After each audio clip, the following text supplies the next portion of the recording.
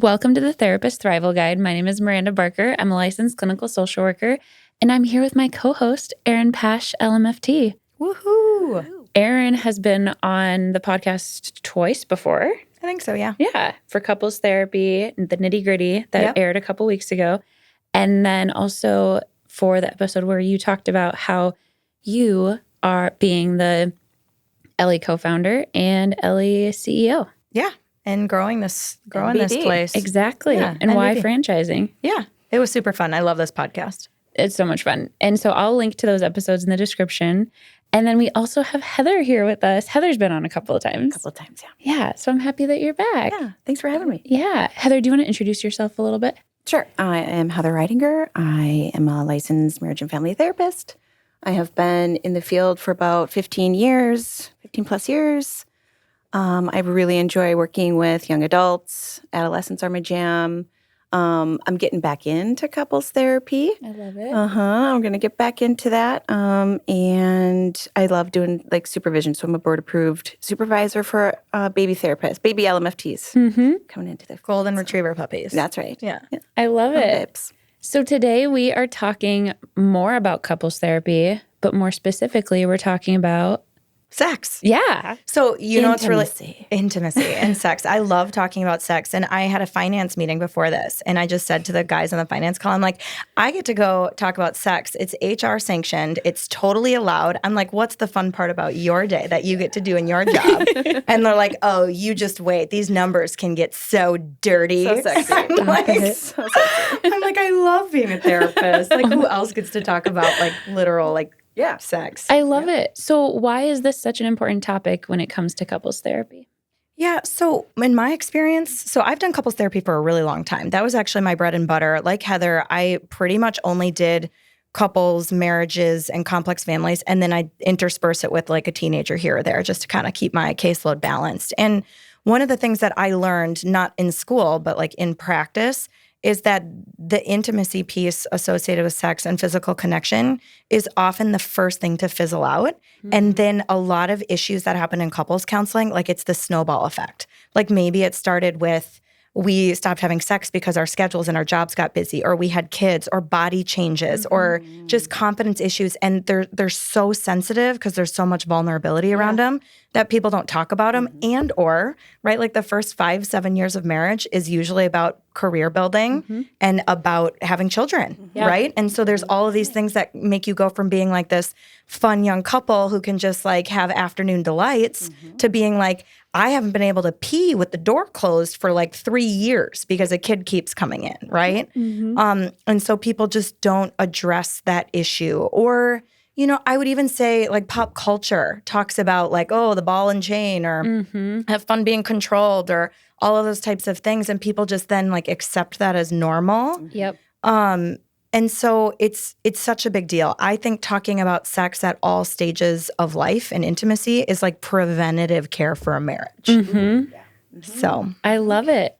So say more about preventative care. Like, do you mean what do those conversations look like in a healthy, good relationship? yeah, so I'll spell out like the ideal scenario, what I think. So people meet, you know, however they do. Maybe it's a one-night stand on the first date and then they fall in love. Maybe they fall in love and then they have sex later. Maybe they have religious reasons they don't have sex until they're married. But either way, most of the time when people are young, before they have kids especially, or maybe they have one, or, you know, however it works, right? They get to know each other. And sex let's just be honest, like when you're getting to know each other, sex is kind of vanilla unless there's one person in the relationship who feels really confident, right? And sometimes that can be a problem too, because that can scare somebody who's maybe not as confident. And so there's always some element of conversing a little bit, or just doing and trying. But sometimes people will do and try and their needs won't be met. And they don't talk about it. So they just keep doing and trying. And then maybe another person becomes uncomfortable. So that's one way that it can be like stymied. And so right in those moments, if one person's like, well, I want to have sex and I want it rough, or I want to do like, you know, BDSM stuff. And the other person's like, I'm like good with it not that way. Or maybe the guy has, you know, premature ejaculation, or it's short, and the girl's frustrated. Like she loves her man, but like the sex isn't great and they need to talk about it and work through it. Or maybe she wants foreplay or he wants foreplay and they're just not talking about it. And so there's just like this gap, in between their abilities. So they're having intimacy, but it's not vulnerability, you know? Where it's like, intimacy requires vulnerability, curiosity, communication. Those are all of the things that are really uncomfortable for people to lean into or to want to be able to make part of their relationship. I agree. And I think for the most part, other than sex ed in like the 5th grade, we learn everything about sex from TV. Totally. So like or each other. Or the internet. But you know what I mean? It's Yeah. never like, or girls will usually learn about it from each other, sometimes guys, but really like we develop even as young kids, glamorizing romance is that sex is heated moments of passion every time. We don't talk about the smells or the sounds or the human things that can happen. Like, and so we go into sex situations, you know, like think about how men, for example, are taught about like the size of their penis. And like how competitive and how like insecure like they get around, is it big, is it small, am I doing it right? Like nobody's really having those conversations. And so again, this thing is like we should be talking about it in a healthy way and let it evolve through our kids' whole life, right? Because sex needs to be something that's talked about. And I think it starts even in childhood and parents enabling. And it doesn't have to be gross and weird. But bottom line, people come to sexual relationships and intimacy with all these preconceived notions of what it should or shouldn't be like. Then they layer on their own experience, fantasy, desires, what they have learned it should be like. And they're supposed to assume versus communicate with the other person that they're magically the same. Exactly. So do you think it's so hard for couples to talk about sex because it's such a weird topic for kids growing up? And like, you know how like parents maybe don't do a great job. And so it's always like kind of this weird topic for people. Or why do you think couples struggle so much talking about sex and intimacy? I think the biggest thing I think is they don't know how, right? Like how and it takes courage. Yeah. This is uncomfortable stuff. For many people, there's a lot of medical issues, insecurities, tons of insecurities. Am I doing it right? Yeah. Something smells different. Why does it smell different, right? Like does he notice that? Like you know, those are all things that, you know, pop up. And when you're in a moment like that, you want to be present, you want to be feeling that connection. And there's always going to be these like intrusive thoughts that happen because of like what you just said, those layers of what we've learned growing up, what we've experienced so far. Maybe we haven't been vulnerable enough or felt courageous enough to say, I like this kind of kink or I like this sort of thing. Could we try that? It's I'm going to be judged or I'm going to be rejected. I think that's another big piece of it. It's 100%. And then the other piece is like, what do we call our parts? Private. Right. Like we're told our whole life, like we have to be modest. We cover our private parts. And so now it's like our bodies. Like people are seeing our bodies that we have been told to not share with other people. Yes. Unless it's in that moment. Yes. Right? But there's still like shame and discomfort of like the only person who's ever with those parts of my body is me. You know? And so I think there's all of that goes with it. And to be fair, like this is just like sex in any relationship. Like you fast forward, and so the first time, right? Like I always say, like it's kind of like the first lie or omission in any sort of relationship. I always say it's like putting a thin piece of like rice paper. So like now you could see the person, and now it's just like a little bit clouded. And every time you have sex and it's not the way you wanted it to go, add another sheet and add another sheet and add another sheet. Now you're 3 years into a marriage and you've maybe had sex a couple hundred times, and you're like, whoa, I can't even see the other person anymore. I don't know what they want. This has all become about me. It's like this self-fulfilling prophecy that I've created, but now nobody can talk about it. Yeah. You know? And so when it comes to like marital sex and like where things I believe really go wrong is it's usually that life gets busy. Let's say for like, I'll just use a real life example. I used to love to eat Chipotle. You know what Chipotle does to me? Makes me bloated. Do you have any idea how not fun it is to have sex when you feel like you're like the giant lump? Thank you. And so it used to transition into like acknowledging these things when working with couples. It made it so clear that sex was such a big part of it because those pieces of paper and that thinness would take away some, or that thickness of how it would become, sometimes just unintentionally, would make people not see the other person, right? And I'm not just talking about in the bedroom. And so then all of these other things like snowball, like, well, I can smoke cigarettes. My wife's never going to find out. This is how I cope because now I'm not having sex. Or, you know, or she's like, well, I'm just going to, you know, really immerse myself into the kids or work because that's just easier than having to like deal with his needs because I'm not seeing this person anymore.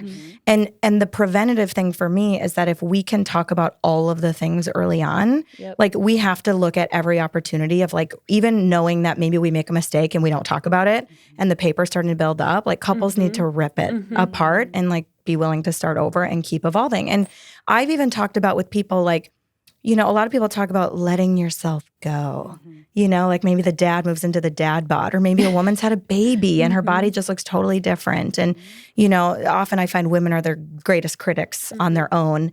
But like talking about that and your attractiveness is so important. And a lot of people think, well, I don't want to hurt my partner. I don't want to tell him. But it's so important because otherwise every time you don't talk about it or every time you're unattracted to your partner, piece of paper. Got it. And now you're distancing. And now it's like, oh, we have a night home alone.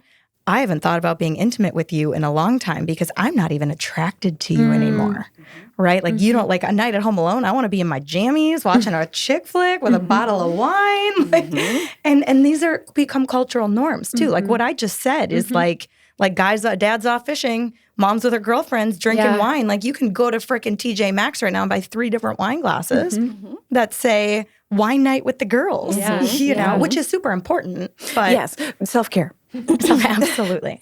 So talking about sex is just, it's crazy how it's worked with my clients. So how do you get couples who struggle with that vulnerability, have maybe gone years without talking about it? How do you get them there? How do you get them to talk? How do you get them to start talking about sex and like what they like or what they need? Or so in my experience, there's 2 kinds of couples that come in for therapy. People where it's almost too late. It's like discernment counseling or one person wants out. And then the other, which is very few and far between, is like the wide-eyed, bushy-tailed young couple who wants to do some prepare and enrich. Those people, you can just go right after it. Like it's education. 99% of people are coming in, like we talked about infidelity on the couples episode. And it's peeling back layers. So what they haven't realized, because they have just been moving parts in their world that a therapist can come in and look at from the outside, is you can peel back a layer. Whereas you have to go so slow. Like, for example, couples I've worked with who have experienced infidelity, they'll come in and there's clearly a person with so much remorse and guilt, the bad guy, right? And then the woman, and, you know, I'm just throwing out, it could be anybody, right? But in this scenario, the woman could be just so distraught. I don't know how I'm going to get through this. I love this person, but I could never trust again.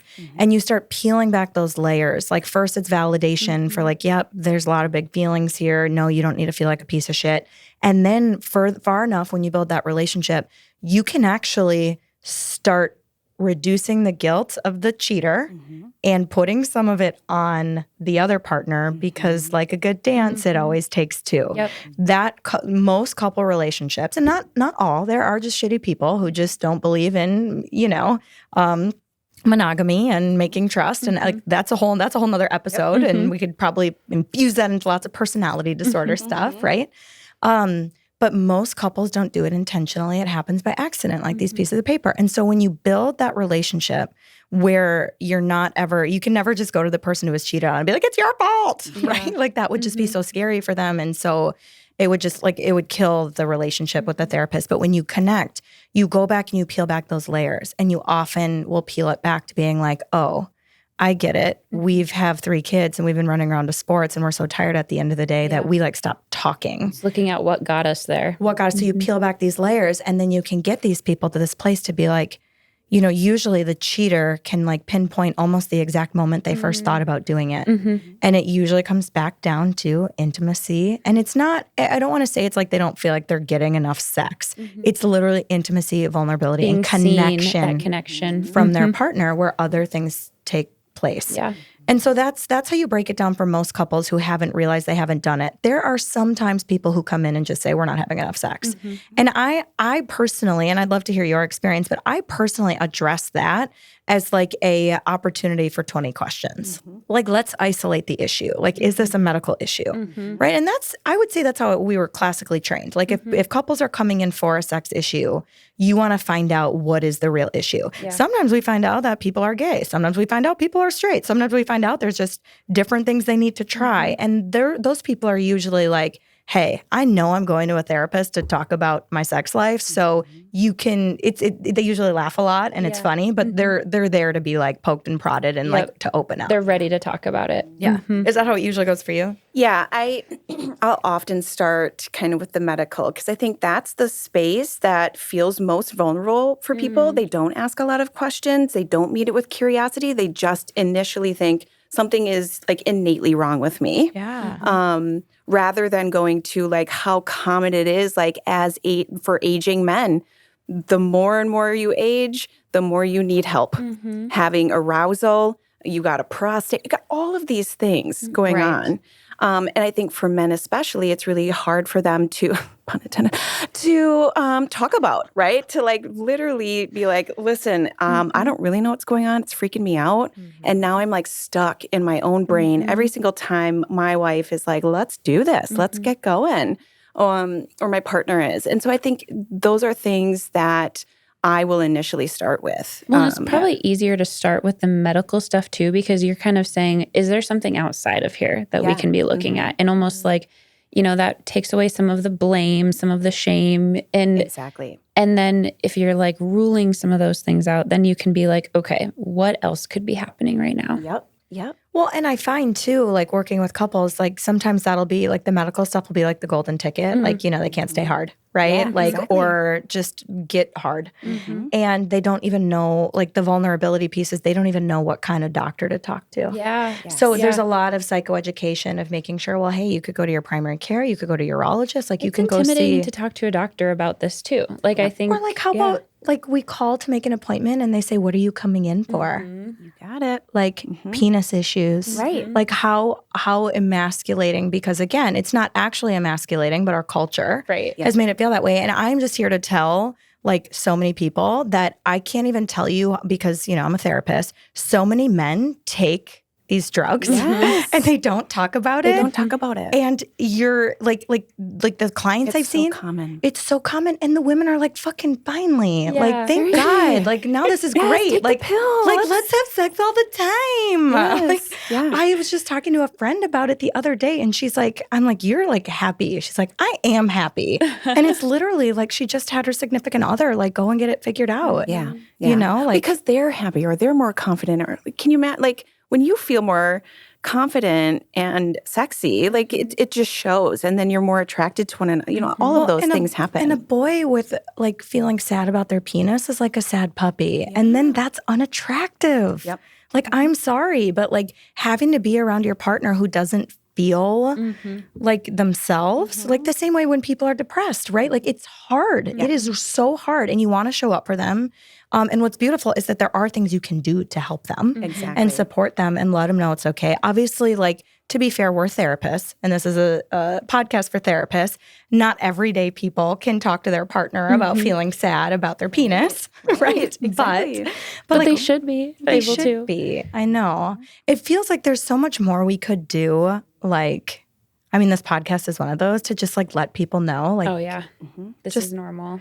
It's normal. Like so much shame. The same for women. Postpartum. That's another thing that I will ask for women. Of there are so many things that change about our body, and many women don't know or don't take the time to meet some of those things with curiosity. It's more fearful. It's more fear based, and so then they'll just sit with some of these things like I've had, like postpartum, my hormones are all off or I haven't had my period now for like 3 years and that's weird, but I haven't talked to anyone about it. Like all of those things that really do coincide with how we feel and how that's then put out there. And something that that society holds so closely to like your identity or your your manliness or your femininity or, you know, these different things. And then it makes you feel like something's wrong with you when you don't know what's going on. Yeah. I have a question. So how do you navigate, right? Like we're all women. You're about to have your first baby. Well, second baby, but your first one you pregnancy. carry. Yep. Yep. And so how do you talk to clients, especially women who have just so much grief over their postpartum body? Because there's a lot of women who have a hard time like accepting and them seeing their own body because it changes so much, whether it's extra weight or stretch marks or just, you know, even that line on your tummy that you get that doesn't, some people, it doesn't go away for years. And it just like, you just feel so uncomfortable in your skin without people who maybe don't even have postpartum like depression or issues, just regular old body grief and loss. Like, how do you talk to women about that? If you deliver a baby, if you're pregnant, if you're any of those things, your body goes through trauma, hands down, no matter what. If you are able to keep the pregnancy, if not, I mean, your body goes through so much. And that's another space I think that women are fearful to admit or to talk about or to meet with curiosity because they're like, well, is this just part of the process afterwards?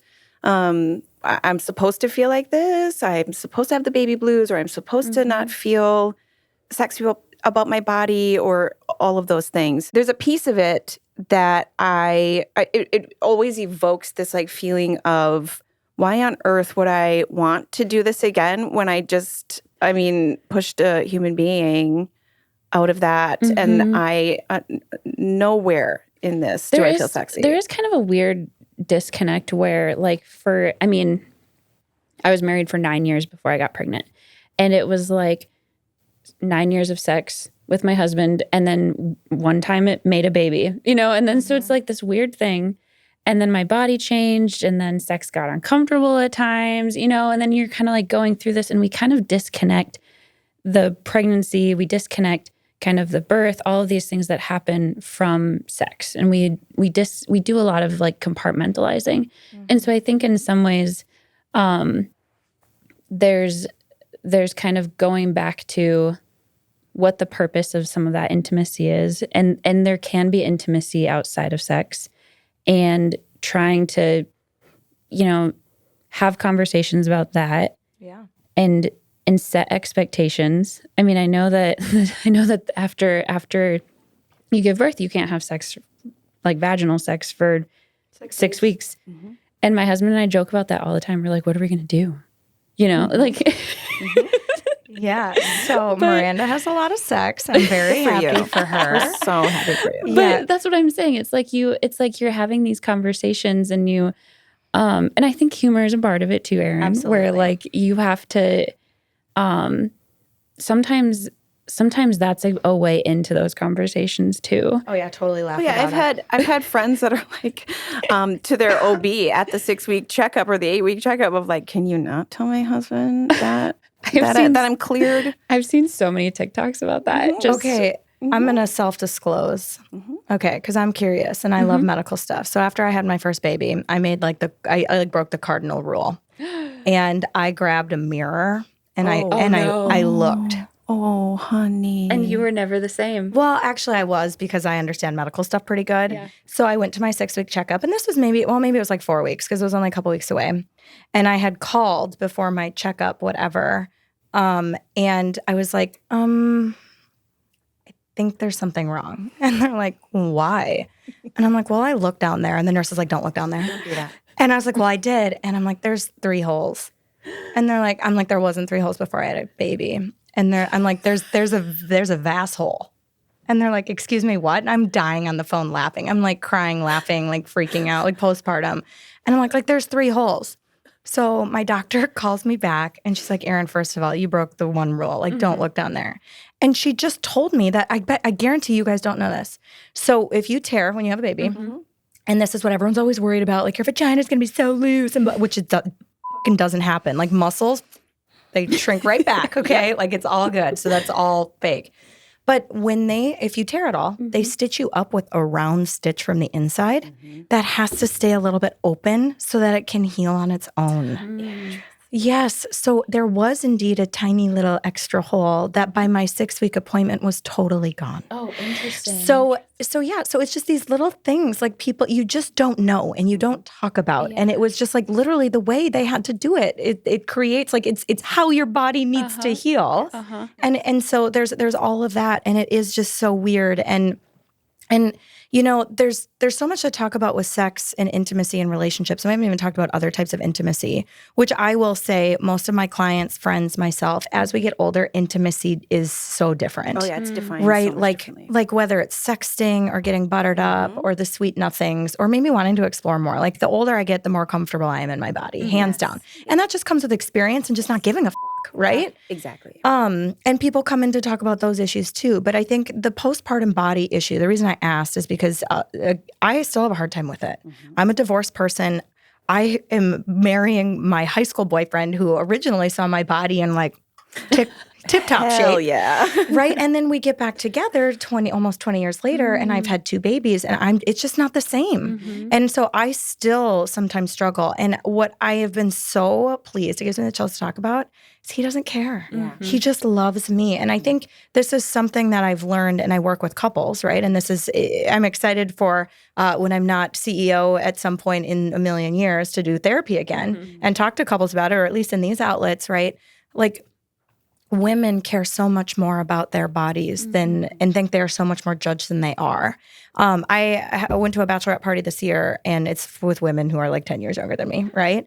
And all different bodies and sizes, bikinis, 2 pieces, don't give a shit. And I got to tell you, like the body acceptance movement that's been happening and like the health at every size, like it gives me the chills to talk about. But I think it's so important to bring into our conversations with couples about sex and intimacy because we are challenging the norm of like you had to be, 5'10" and 100 pounds, which is the era I grew up in for sure, right? And just like hearing stories of people like me where it's like, hey, my like the literally worst case scenario, saw my body when it was perfect and then saw it after I had 2 kids with somebody else and is so in love with me, like and loves the intimacy and wants all of it. And like I'm the one who won't be like take a shower together because I'm like, my body. And he's like, seriously, stop. Like I love all of it. Right? So how do you help couples kind of over that hump then? Emotional intimacy is what you lean into. That is a exactly bit more. right. Yeah. Say more. Yeah. What is how do you get them there? How do you? I think kind of in piggybacking off of what you said is as we age and have more experiences, it becomes less and less about the maybe like the sexual intimacy. And it really does become more about like what do we find attractive in one another? And it is in those maybe more like you see your partner be more emotionally vulnerable and open up and talk about things that they maybe haven't been able to or express emotions that they've been holding on to. And to watch that happen or to be a part of that and for your partner to open up to you. Think about how wonderful and connected you can feel in that. And I think that's then what you can kind of move into is how are you connecting those 2 intimacies really? And I really like as I've aged, I've realized more like, this is what I got and I'm going to figure it out, like body-wise. Like, yep, I had 2 kids.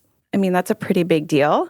Huge big deal. And this is probably like when you turn 40. When I turned 40, I felt actually more of a renewal of like, I feel really good. Like my body did that and I'm feeling more confident about the decisions I'm making and who I am and leaning into those things. And then you just feel more confident and it kind of like all encompasses those things we were talking about before too of just overall feeling more connected. So how do you get couples to think about like other types of intimacy or like what maybe some questions that you might ask or some different prompts that you might try to get them there? I think a lot of times when conflict arises, we each one of us kind of shuts down and turns off or we're ready to be on the defense. And so I'll often encourage the couples that I meet with to meet each other with curiosity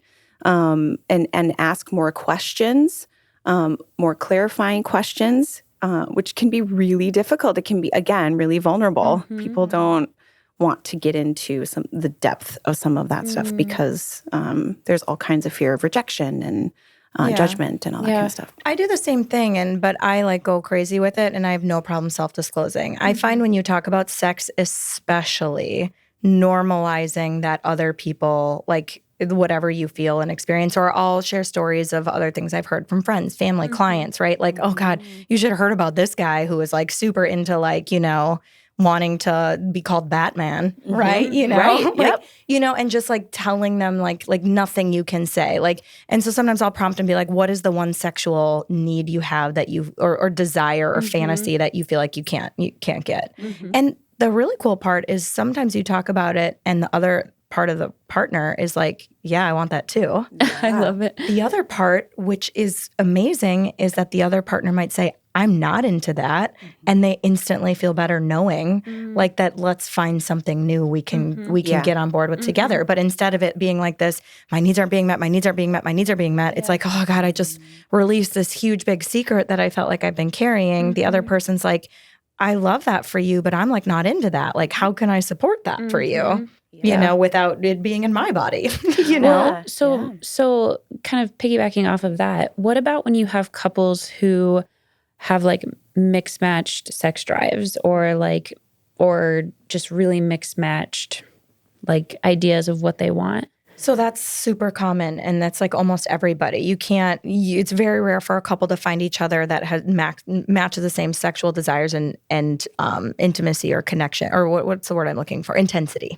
That's the one. And so this is where, again, you talk about it. Sometimes it's instead of having quantity of sex, it's a quality change, right? So it's talking about, well, why don't we start with all the bases? Let's incorporate foreplay. Let's make sure that if we're only having sex once a week, where I'd like to have as much sex as I can over here, but I'd rather have a quality experience, right? Let's take time for it. The first thing I tell couples to help have more intimacy in their relationship is like I tell them to pull out their calendar. I'm like, tell me what nights this week you're going to try and be intimate with each other. I've heard a lot of therapists talk about scheduling sex with their clients. And so, I mean, not the therapist scheduling sex with their clients. I knew what you meant. Thank God. But like, do you think that actually works for couples? Yeah. So there's a couple different skills that I've used with people that work. One is scheduling it, because again, go back to the Chipotle comment. If I know I'm supposed to be getting jiggy with it later, right. I'm so old. I'm going to not eat Chipotle for lunch because I'm going to be like excited. Or maybe it's like as simple as shaving. Like dudes love to manscape and look good for their ladies, right? Like, so you prepare and then you're like setting yourself up. And then I tell them like, okay, check your calendar, put it in the morning and at night, start the sexting, like start the intimacy, start the conversations. And if you know it's not going to happen today, because maybe something really shitty happens at work, like communicate that. Like, hey, I want to reschedule our sex date, right? So that there's expectations are being matched and shared, and then the support in the emotional space can be reconnected. That's worked really, really well for 7 out of 10 couples. Some of the other couples who aren't making enough time for intimacy need it to be more of a game. They need to be like, there's a lot of people out there, especially a lot of high-achieving women, who need it to be a purpose, not just a relax, like have a hard time just enjoying things to enjoy them. And so I've helped couples create games around it, like putting money in the sex jar. Right? Or like every time we do it, we have a goal of like, we want to go on this trip. And so every time we do it, we put money in the sex jar, and that gets us somewhere. So so instead of it just being for like this, maybe it's hard for them to relax, but you can like shift the mindset of like, this is purpose driven. And there's something that comes out of this for us because we've created a rule or a game around how we engage in sex. I've also worked with other couples who have really needed more intimacy versus sex. Like their sex is bland and boring. So they will set a timer, and they have to even though because when you get intimate and you get riled up and everybody's hormones and there's all these things happening, you can just like kind of jump to the finish. And so they will literally bring a timer to the bedroom and set it for like 40 minutes, and they have to like touch each other, tease each other, whisper sweet things, like foreplay, and they can't go for the thing until it's like bam, like we're spending the time. So there's all these little tips and tricks you can do, and I think what's really cool, back to like being creative or curious, is I think it is our job to help synthesize the information. I'm hearing you say this. I'm hearing you say this. And then there is some problem solving, some solutions focused kind of outcomes where we get to take all this information from them and all this information from all the other things we're hearing, podcasts we're watching, and we get to try and help them come up with solutions that maybe they've been stuck, right? So step one for me is you have to find a way to talk about it and be vulnerable about it. You don't always have to be comfortable in your body and in your own skin, but you have to talk about it. And then you have to do something about it. And they're equally hard, right? Just because we can talk about sex doesn't mean I'm willing to go buy the sex swing and figure out how to do it or like do a threesome or whatever, right? Like whatever it is, even though I might be open to it. And so it's equal parts opening up and feeling vulnerable as it is like, now we need some follow through and we need some help with that. Like I have never been afraid to assign couples homework that's like, you're going to have sex and do it like this week. And like get graphic with detail. And then they come back and they're like, I'm like, so you did it, huh? And they're like, yeah. Like, I had a couple that I worked with that he really wanted to have a threesome. And she was open to it. And we had the conversation. And kind of to piggyback off what you were saying before, of like almost like a reward or a game, she was like, you don't like to travel. I love to travel. If we do this, I'm open to this. I'm open to this experience. And, they went through an app. They had communication. It was really great how they set it all up. But then her thing was, then you get to travel with me. You're going to travel with me. If I do this for you, I want to do this for you because I love you and I want to create that space. And if this is what you're wanting, or if you were vulnerable enough to tell me, partner, that this is something that would intrigue you or, excite you and it could be helpful. I just thought it was a really solid way to kind of like make it that. Tit for tat. Yeah. Like, I'm sorry. It's against our biology to not be getting things out of our opportunities, our relationships. Like everyone's like, well, you shouldn't bribe children. I'm like, that is literally how you get kids to do stuff. Yes. Like there's a healthy way and an unhealthy way. Let's talk about making bribing normal and giving them choices and opportunities versus. For my client, it was a win-win. She was like, I actually had a lot of fun. And I got to travel. That's what I'm saying. And marital relationships, like, Gottman talks about deposits and withdrawals. Like that is what this is about. I will say that just made me think about something that a lot of people do come in and talk about, couples, where one person is truly uncomfortable doing something, right? Like we think it should be this quid pro quo, tit for tat. Right. Like, if one person is doing oral sex, the other person should reciprocate. But there are people who are not comfortable doing that. And so couples need to intentionally talk about, like, if he's going to do it, right, it needs to be because that's something he enjoys. There are other ways for a woman to be pleased, right? And so like those things need to be talked about because otherwise resentments can build up. Yeah. Right. Well, and in addition to that, if it's not going well, sometimes people don't say anything and they just allow it to keep happening and you hate it. Yes. And you're like, you're not doing that. Like, I need you to. So maybe communicating too about those things. That's a lot of what I'll do in therapy too. Is like, is there something that you really don't actually appreciate that's happening? That's super important. Yeah. And then there's this opportunity for them to be like, yeah, like he just, like his tongue doesn't do that or whatever it is. And then you get to be, because if you know your body well enough, my hope is that you can share that and be vulnerable with your partner and be able to say like, listen, that's great. You're doing great in this area. And why don't we try this? Because I know that I like that. Yes. Well, and that's that communication piece. And there are so many people, like I got to tell you, like across the spectrum, I have friends who will have sex twice a day if they don't have to engage in oral sex. Yeah. I will have friends who refuse to have it done to them, but they love to give a good blowjob. Yeah. Like, and I think, you just have to make sure you're talking about your partner to make sure you're finding solutions. Because like I said, it's that piece of paper. Every time you have a bad, even every time you still do it and it's not good, that still is like, I didn't tell you because I'm scared of hurting your feelings. I actually told my kids in the car yesterday, they were being kind of jerks at soccer practice, first day of school, just tired, whatever. And my kid said something like, well, I don't want to be on that team. They're not good. And I'm like, listen, I never want to hear you say that out loud, right? In front of a group of people. I said, there's a time and a place to share your opinion that hurts other people. And my son goes, so wait, I can say bad things about other people? I'm like, of course you can. Just there's a time and a place. And I think what we need to be able to do for couples is we need to normalize that, like, maybe not in the middle of the intimacy. That's a good point. Right? Yeah. That might not be the time and the place, because you, again, what fires together wires together. And the last thing you want is for them to be like, wait, no, stop, you're doing a really bad job. Right. But being able to go after it after the fact, finding the safe space, it's regular communication stuff that I tell every human being. When you want to have a vulnerability-based conversation with somebody, never just put it on them. Ask. I had to have this conversation with my 14-year-old stepkid the other day. I'm like, hey, I want to talk to you about something. Do you think we could do it on Thursday night at this time? And he was like, yeah, I think that's great. You know what I'm saying? And it's like, I'm not just going to come downstairs and be like, so, you know, or like right in the middle of, you know, doing the deed and being like, oh, by the way, like, and so I think intentionality of how and when you're talking about things, like after the sex, maybe the next morning, and just being like, hey, can we talk? Can we go on a date tonight so we can talk about some stuff that's been on my mind? You know, you can always smooth it over with like a topic. You don't have to be like having them shaking their boots being like, oh my God. What is she going to talk to me about? Right. Are they leaving me? You can be like, oh, I just want to talk about our sex life and how we can make it better, or try, you know, like you can give a topic. But I really think that's such a huge swing and a miss. It allows people's emotions to be under control. And at the same time, even when we schedule conversations and we're the scheduler, so we know what we're going to bring to the table, it's also important in that conversation to recognize that that might not be a conversation and that they might need to pause and then come back to you with an answer when they've had a chance to gather their thoughts and feelings. You can't just expect that other people are going to engage in the conversation that you've had time to prepare for. So that's another. Well, I think as therapists, that's what we like. People look to us and they're like, well, what do you think? And we're like, these are the things. And then I always tell the couples too, or my clients in general, like, I don't expect you to leave here and that like happen right away for you. Like these are things that are going to take practice, and it's going to be embarrassing.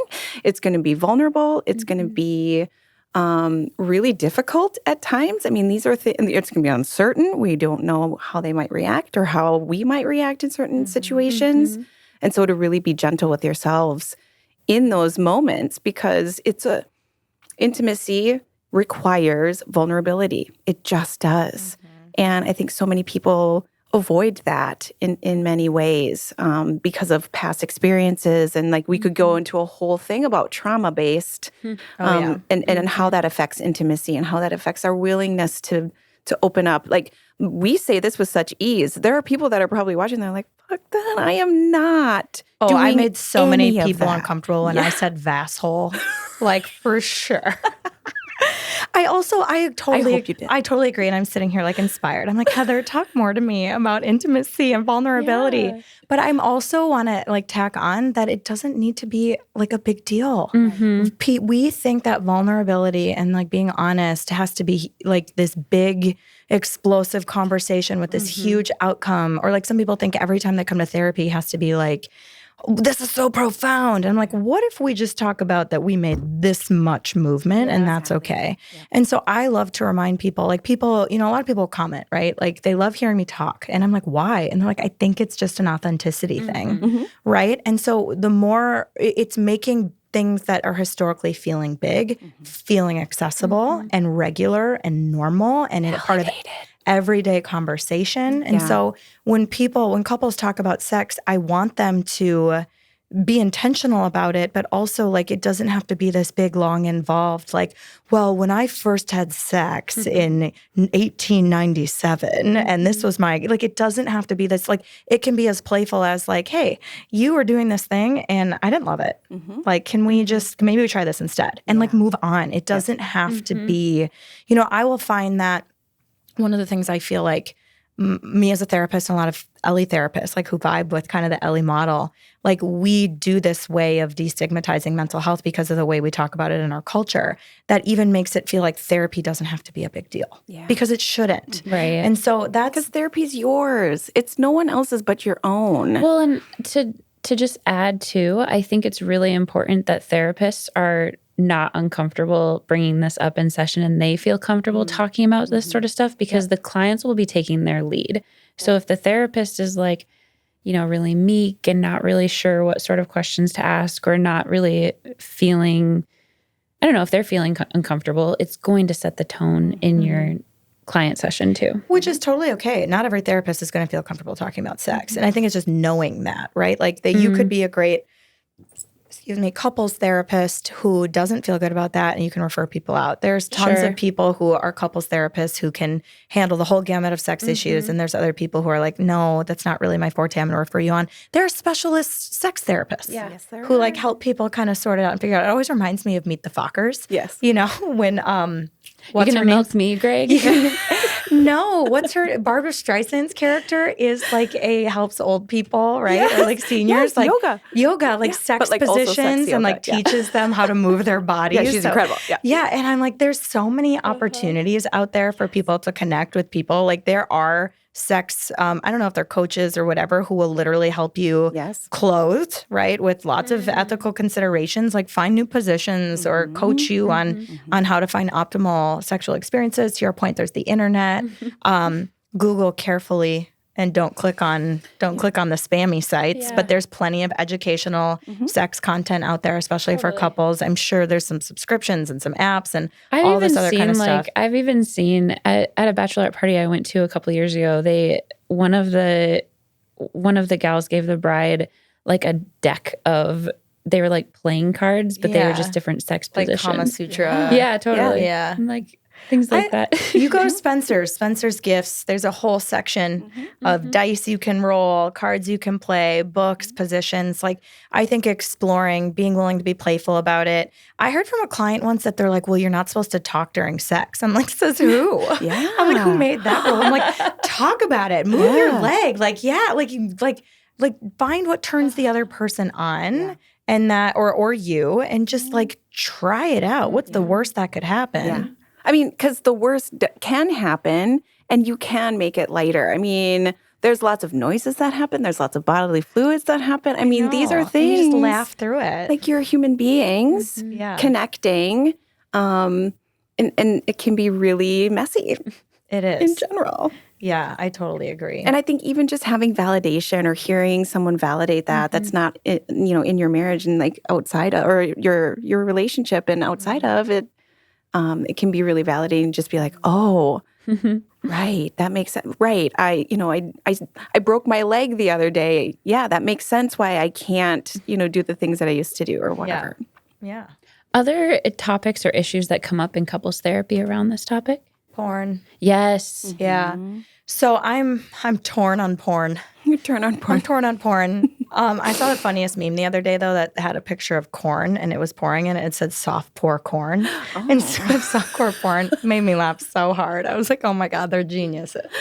But anyways, I think porn is probably the only other one that can, it can trigger so many things, whether it's the body issues, the intimacy, addiction.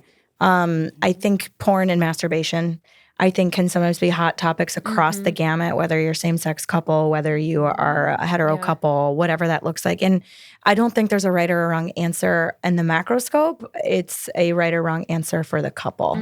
And I think I've worked with couples, or I've worked with individual clients who have had multiple relationships. And I think that can be a really great way to explore some specific sexual intimacies is in individual counseling, where it's either a desire that you have shame around, right, that maybe you're not ready to talk about. Like, I think when it comes to couples and sex, it's important to acknowledge that there are some things that people don't feel equipped to talk about with their partner. And it's okay to reach out about that in individual therapy too, with maybe the goal is to be able to bring it back to the couple relationship. So that's a great way to kind of navigate some of those things too. I'm even thinking with history of sex trauma, like all of those things that can add to all of it.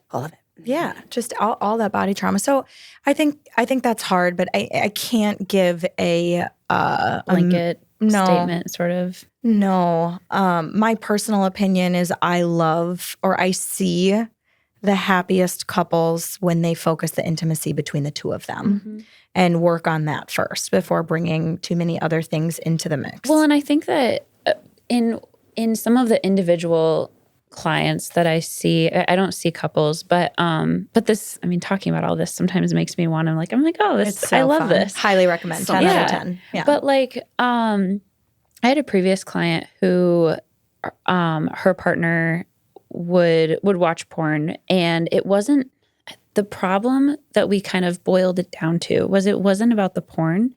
It wasn't about her feeling insecure, but it was about the lying and the dishonesty. Yep. Like that's what it boiled down to, was because she was saying, I'm not comfortable with this X, Y, and Z. And so then he was, watching it at work or watching it behind her back or, doing some of these different things. And I think in that particular relationship, that was the crux of the issue. And so it was going back to honesty and trust. Yeah, what's the goal of porn, right? In the relationship.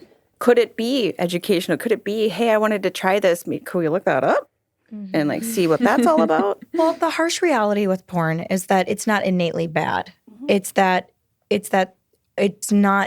like a movie, right? You're not depicting reality. Right. So what can happen from either person in front of you, it's like, if this is what's getting you happy and satisfied, then I'm here, right? And what am I not giving you? And that can be the thesis of how it can be unhealthy. It can be performance-based. It can. And then the other person is like, well, you're performing. Or they feel maybe that disconnect. And then that takes away from the intimacy if they're feeling like, oh, well, I saw that on the porn, so I'm going to try that. Not asking my partner if that is okay with them or, if that feels okay. Well, and like a false expectations too. It's just not real. Like these are actors and people who are kind of pulling this together. And yes, there's live sex tapes and all this other kind of stuff. Those are real people.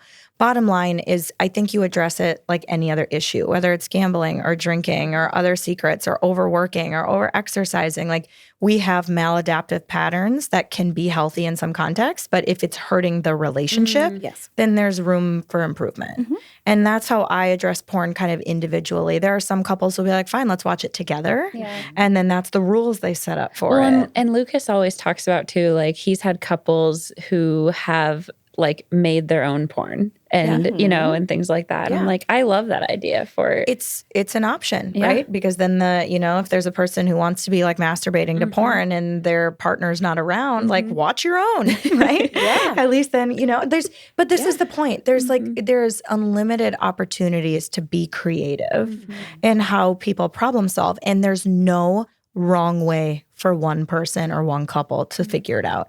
There isn't. There just really isn't. I mean, and I say that obviously loosely, knowing like, make sure you have permission, consent, don't harm the other person. But sometimes people like to be harmed. That's like you just got to call it what it is. And just, I think it's that validation and acceptance. And I think asking some of these like miracle questions or like paradoxical kind of things are just like, get people thinking about it. And maybe they can't like spit it out right in session, but send them home with the homework assignment. Have them write it down. Yeah, exactly. Well, and I think that the therapist's role in these conversations is really just to, similar in every other context, right? Where you're asking questions, you're getting them to turn towards one another and communicate more and think about different things. And you're normalizing a lot of these conversations too and trying to make it like, let's just put it out there. Let's talk through this. Yep, I agree. There's so much more couples could talk about when it comes to sex, but in general, I still follow my recipe, which I think we agree on, is get them to talk first and then get them to follow through. Like try something, anything.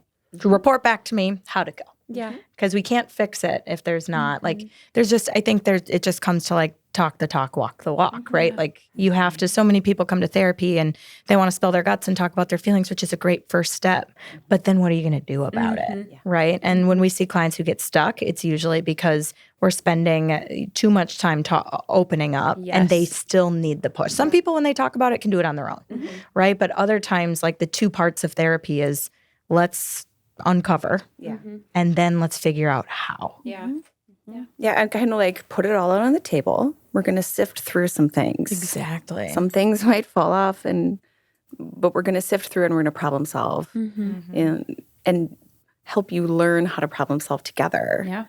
So that ultimately you don't need me to do any of that, that you get to do that on your own. Yeah, it's my favorite part about being a therapist. It's like the only job where you get to work yourself out of having a job, even though it does make me sad. I heard from a client recently that I haven't seen in like 6 years. And like, I'm thriving, I'm doing great. I'm like crying. I'm like, I'm so excited.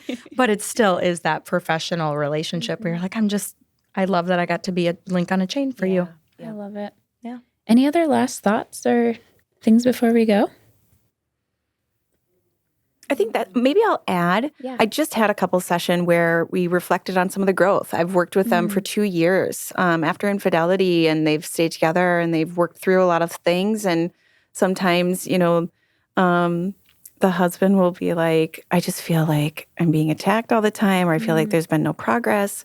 And to really kind of reflect on, wow, let's talk about that. Let's talk about the growth that you guys have made and how vulnerable you have been. And, reminding them too that they're working on some really difficult things and that they haven't been vulnerable like this before. And it's always uncomfortable. Vulnerability is always uncomfortable. Always. But it always, hopefully, it's building more of a connection. Yeah. Yeah, I love that with couples. Like there's repetitive patterns, right? Like the same way we fire together, wire together, the older we get, we don't have as many neurons that are going to rechange. I always tell people if you can get like a C- and change as you get older, like 70% of the time, if you can just like lean into the new skills you've learned, you're doing pretty great. So true. And then it's acceptance for the 30% that can't be different. So like a couple, like for me, you hear it all the time, whether it's in client sessions, your friends, the media, like feeling like you're being attacked all the time. Sometimes it's helping the husband just be like, yep, well, I know 30% of the time I'm going to get attacked and this is how I cope with it, right? Because I still pick her or him or whatever that is. And so I think it's acknowledging that you can grow, you can change, but you are still going to be you. And with all your flaws, with all your traumas, with all of your insecurities, with all of your difficulties and vulnerabilities, and there are going to be those pieces where you just have to accept, like, this is my partner. I always say, like, you handpicked me. Like, nobody forced you to do this. And as long as you keep picking me, you have to accept all of it. It is. It's a daily choice in many ways. It really is. So Awesome. Well, thank you both so much for joining and having this awesome conversation. Yeah, let's do it again. yeah. I love it. Yeah. Awesome. Awesome. See you next week. Bye.